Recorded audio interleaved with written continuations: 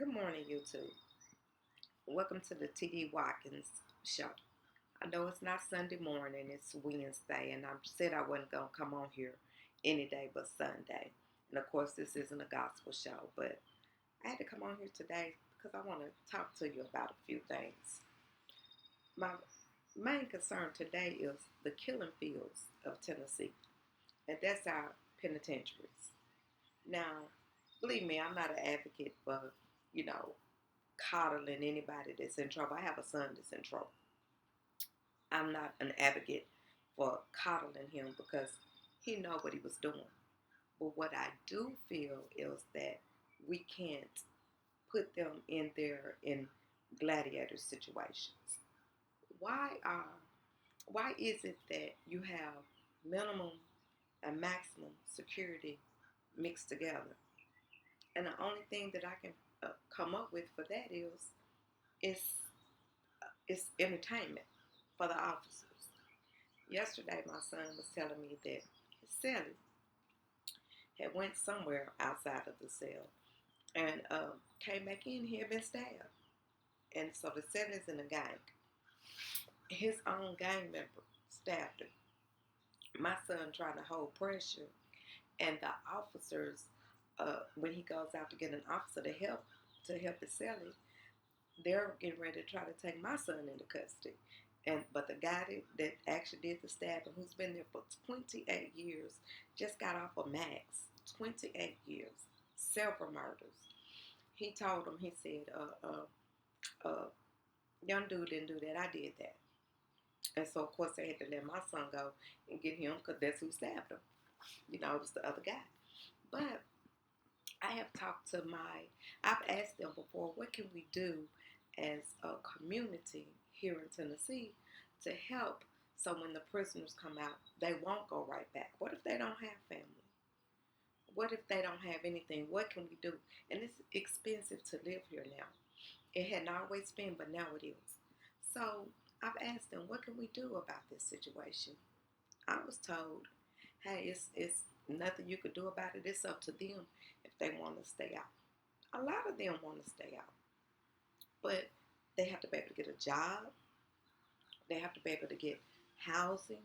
And here, most of the time, you can't get any kind of apartments if you have a record. That's just the way it is. If you have a record, you cannot get an apartment. If you have a record, you cannot get a decent job, you know. And, it's different degrees to a record. And even for a first time offender, it puts them at such a disadvantage. And my main thought is, don't we want to do different? Do we want them to constantly go back to the penitentiary? Now, in my son's case, he had so many opportunities not to get there. But as I've told you all previously, he was a D boy. And that was something that he chose. Because we talked about that. Because I used to just go over it and over. Because I used to pray, God, please don't let my son get killed in these streets. And don't let him hurt anybody. Pray for it all the time. And we talked about it. And what he told me was, Mama, once we got grown, you couldn't control that. Once we got grown, any decisions we made were the decisions that we made. And even now, sometimes I think, I wonder, was I too strict on them? Did I work too much? These kind of thoughts still nag at you as a mother. But he always assures me, Mama, this is just something that I decided to do. But I can say here in Tennessee, they tried their best to keep my son from getting locked up. They would give him a chance after chance after chance. And he just was determined that he was going to get to the penitentiary. And he finally got there. But what I didn't realize is how it was going to be such killing fields.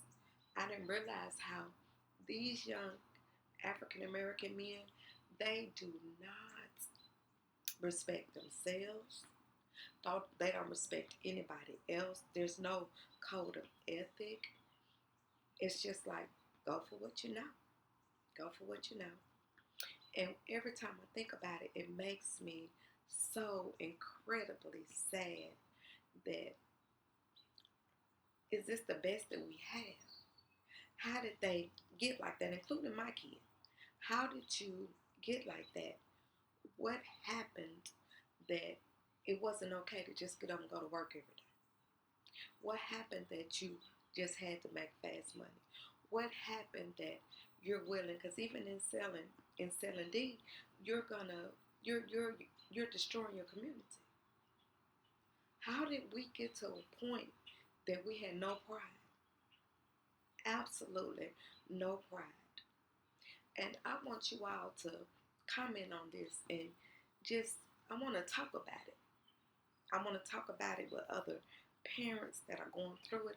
I want to talk about it if you have siblings that you're going through this with, you know, because we've got to do something to make our community better. We can't save everybody, but if each one of us touch one, we can do so much to turn our community around. So much. But please subscribe to my channel. Please like my videos. And please comment. If you make any comments, I promise you, even though I don't go live, if you make comments, I will respond back to you. Now, I might not do it that day, but I do check it like at least every other day. But we've got to talk about it and just give me some of your thoughts of what you think we could do as a community. We don't have to live in the same state, but if you all have done something to help your community, give me some ideas and I'll pass it around to different groups that I belong to so I can try to help my community too. So thank you all for listening. Thank you all for spending any time with me. I appreciate you. I appreciate you. I appreciate you. This has been the TD Watkins Show, and thank you again.